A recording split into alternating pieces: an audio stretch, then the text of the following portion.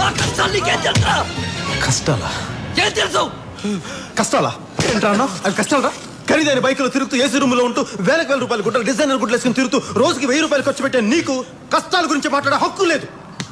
కష్టాలు ఎలా ఉంటాయి, నిజ జీవితంలో కష్టాలు ఎలా ఉంటాయి నేను చెప్తాను, నువ్వు విను. ఈరోజు నువ్వు స్కూల్కి వెళ్ళాలంటే 4 కిలోమీటర్లు, 4 కిలోమీటర్లు, రోజుకి 8 కిలోమీటర్లు నడవాలన్న సంగతి నీకు తెలుసా?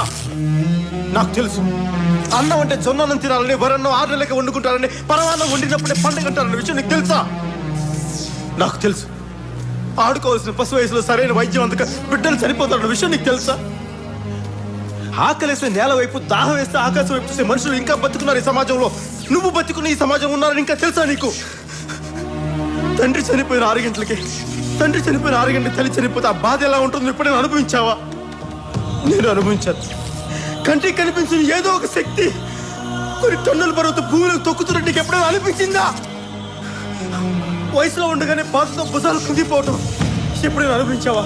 నువ్వెప్పుడైనా అనుభవించావా? మనకి సమాజంలో బతకడానికి మన దగ్గర ఉన్న పేరు, మన దగ్గర ఉన్న అధికారం, మన శక్తి ఏది సరిపోదు. ఈ జనం మధ్య బతకలే, దూరంగా పారిపోవాలి నీకు ఎప్పుడైనా అనిపించిందా? అడవి నీకు ఎప్పుడైనా అమ్మలా కనిపించిందా? తుపాకి పట్టుకుంటే ధైర్యంగా ఉంటుంది నీకు ఎప్పుడైనా అనిపించిందా? బతకాలంటే ఇంకొకరిని చంపడం తప్ప మనం బతకలేమని అనిపించిందా? నాకు అనిపించింది. తుపాకి పట్టాను, అడవిలోకి వెళ్ళాను, నక్సలైట్ అయ్యాను.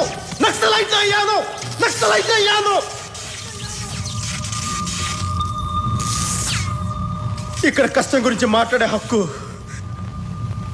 నాకు మాత్రమే ఉంది, నీకు లేదు. ఖచ్చితంగా నీకు లేదు.